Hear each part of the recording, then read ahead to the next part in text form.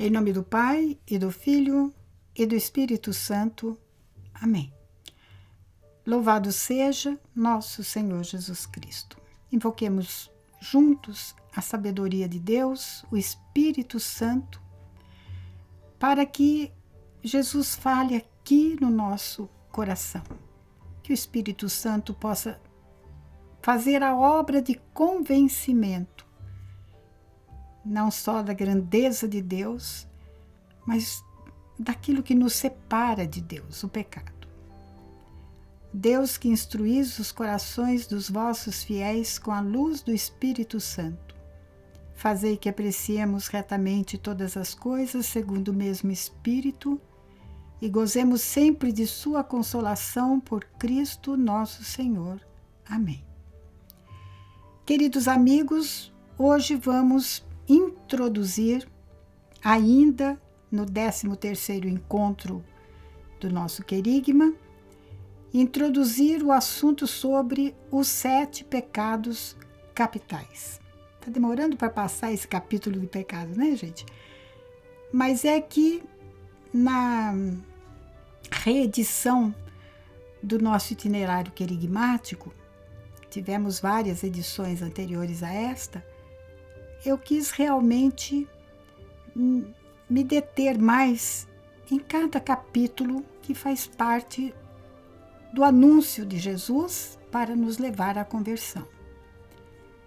E como hoje não se fala mais de pecado, né? Como hoje parece que está tudo legal, tudo bem, tudo vale, nós precisamos ser mais um pouco detalhistas para a gente perceber que nem tudo está muito bem na nossa vida. Que o processo de conversão para Deus, de volta para Deus, é um processo contínuo. Nós estamos sempre sendo desafiados na nossa fé e na nossa opção por Deus. Então, hoje vamos introduzir os pecados capitais, mas nos valendo de 2 pontos do nosso catecismo, o ponto 1865 e o ponto 1866. A partir do pecado original, a Sagrada Escritura, desde o livro do Gênesis, vem colocando para nós aquilo que o catecismo chama de proliferação do pecado. A partir da primeira escolha errada contra Deus, contra a vontade de Deus, que os nossos primeiros pais fizeram, os pecados se multiplicaram e chegaram até nós de uma forma assim, de uma avalanche muito grande. Nós vimos pela televisão, pelos meios de comunicação, pelas redes sociais, quando explodiu a barragem de Brumadinho. Nós vimos uma cena, eu pelo menos vi uma cena inusitada. Não houve uma brechinha, houve um rompimento a partir da base, tudo foi levado pela lama.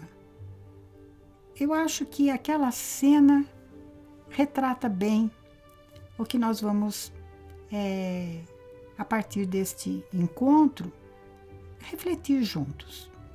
Então, vamos ao catecismo. Ponto 1865 nos ensina. Primeiro, um pecado leva ao outro pecado. Um pecado arrasta ao pecado seguinte. De quem nós lembramos nesse momento? Além de nós mesmos, né, gente? Além da nossa própria experiência de pecado, nós nos lembramos de uma figura bíblica importantíssima na história do povo de Deus, o rei Davi. quando ele estava no terraço da sua casa, e dali ele olhou por cima do muro da casa do vizinho, ele viu a mulher de Urias tomando banho e cobiçou aquela mulher. E o que ele fez para tê-la para si? Mandou chamar a mulher.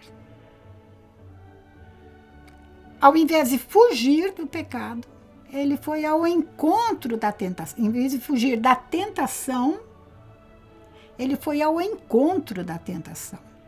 Ele facilitou que a tentação se transformasse em pecado. Deitou-se com ela, a engravidou, e quando ela comunicou para o Davi, olha, eu estou grávida, o que ele fez? Puxa, e agora? Ela é a esposa do general do meu exército, que está lá combatendo o inimigo. Um cara maravilhoso, um cara santo, um cara justo. Mas eu sou rei. Como é que eu fiz uma coisa dessa? Agora eu tenho que remendar. Mandou chamar Urias. Chamando Urias, disse, Urias, você tem direito a um descanso. Você está muito tempo aí no campo de batalha. Vai repousar com a sua esposa. Contando que os dois iriam ter um relacionamento e aquela gravidez de um filho de Davi facilmente seria atribuído a Urias. Só que Urias era fiel ao rei e fiel ao seu povo. Não é justo que eu vá para casa quando o meu exército, meus soldados estão lá morrendo. E ficou à porta da casa do rei Davi. Aí o rei não teve saída.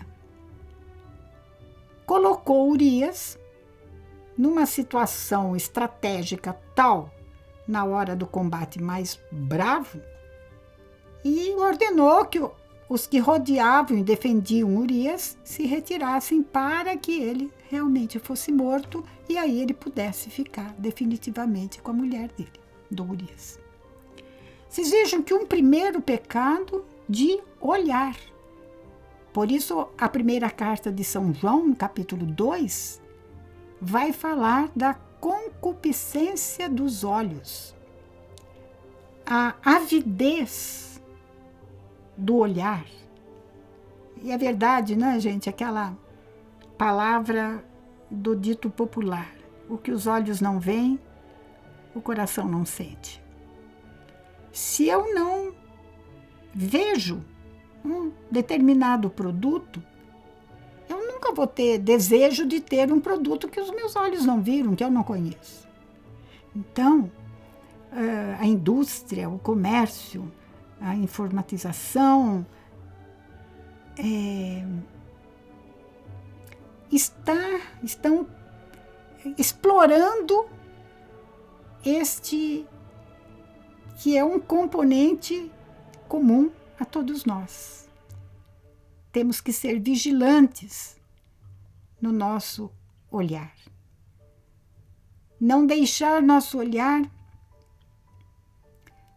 pousar e repousar e ficar ali em coisas que eu sei que não me convém, como filha de Deus.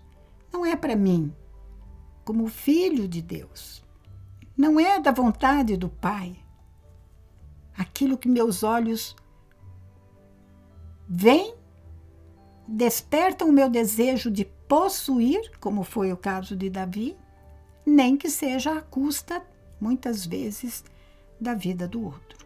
Um pecado leva ao outro. Aprendi em Minas Gerais um ditado que eu achei muito gozado quando eu ouvi pela primeira vez, mas é verdade, um gambá cheira o outro. Um pecado, quando ele é muitas vezes repetido, eu cometo hoje tal pecado. Dali a pouco, eu vou pecar de novo naquele mesmo pecado, naquela mesma situação. E dali a pouco, eu vou criando na minha alma, no meu espírito, eu vou criando uma zona viciosa. Já não se trata mais de um pecado eventual. Não se trata mais de um pecado passageiro, um pecado no qual eu caí por uma infelicidade. Mas é um pecado recorrente. É um pecado que se torna repetitivo.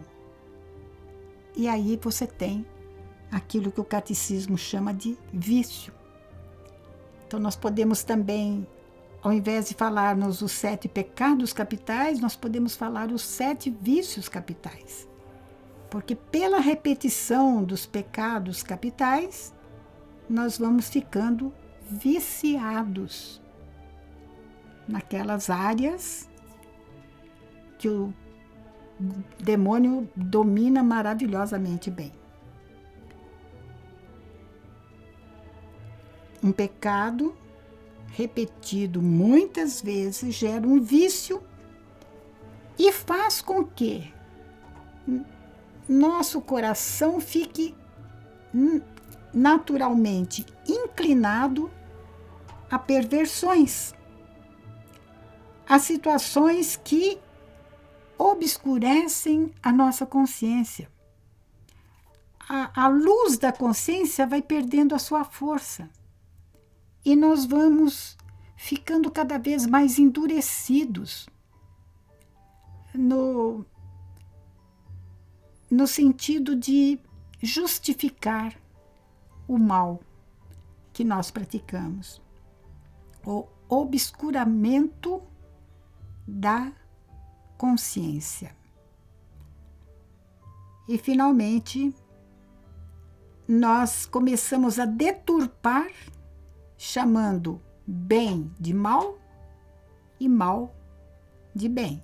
O mal passa a ser um bem para mim, porque me satisfaz, porque me realiza, falsamente me realiza. Apesar de o pecado não combatido, o pecado não denunciado, não rejeitado, gerar em mim atos repetitivos pecaminosos e reforçar essas más inclinações do meu coração, o ser humano não perde a capacidade do exercício da sua liberdade, do seu livre arbítrio. Radicalmente, não. Lá no fundo do coração mais pervertido, a voz de Deus ainda se faz sentir.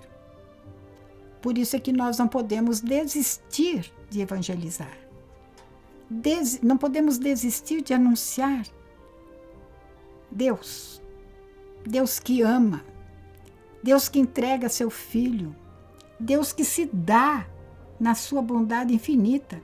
Deus que nos faz felizes de verdade. Não podemos desistir de dar ao outro, por mais distante de Deus que nós julguemos que o outro está, não podemos desistir de ninguém. Porque lá no fundo, a voz de Deus pode recuperar a sua força pela graça do Espírito Santo. E o ponto 1866 vai nos explicar 3 coisinhas. Primeiro, que a cada pecado capital corresponde uma virtude que é oposta a esse pecado. Então, hoje, no vídeo seguinte, nós vamos falar sobre o orgulho, né? A soberba da vida. O que se opõe ao orgulho? Qual é a virtude contrária ao orgulho? é a humildade. É a submissão a Deus. Ele olhou para a humildade da sua serva. Primeira coisa é isso. A cada vício capital corresponde uma virtude, uma força de Deus dentro de nós. Segundo, por que se chama capital? Porque a palavra capital vem do latim caput, que quer dizer cabeça. A capital do estado é a cidade principal. Então nós temos 7 cabeças principais de pecado dentro de nós. Cada um se ramifica e se desdobra em várias outras raízes. Se ramifica. Quem é que deu este número, 7 vícios capitais? Quem é que, lendo a Sagrada Escritura, olhando para os padres que vieram antes deles, classificaram os principais pecados que chamamos capitais? Quem estabeleceu o número 7? Foram 2 padres da Igreja, São João Cassiano e São Gregório Magno. Quais são esses pecados aos quais, segundo João Cassiano e o Papa Gregório Magno, e hoje a Igreja nos ensina que existem? A soberba, o orgulho, a avareza, a inveja, a ira, a luxúria, a gula e a preguiça. O vício da preguiça é conhecido na linguagem dos padres da Igreja como assídia e corresponde também, ou nos leva ao pecado da negligência, da omissão. Por hoje, fiquemos com este ensinamento e eu peço que, ao você terminar de assistir este vídeo, dê um minutinho para você refletir sobre tudo isso que foi falado. E isso não é só para este vídeo, viu, gente? É para daqui para frente. Eu estou sendo inspirada a falar isso agora para vocês. Não desliguem e já vão fazendo outra coisa. Dá tempo para a água decantar e vocês tentarem perceber o que é que Deus falou ao meu coração. Louvado seja nosso Senhor Jesus Cristo. Para sempre seja louvado. Em nome do Pai, e do Filho, e do Espírito Santo. Amém.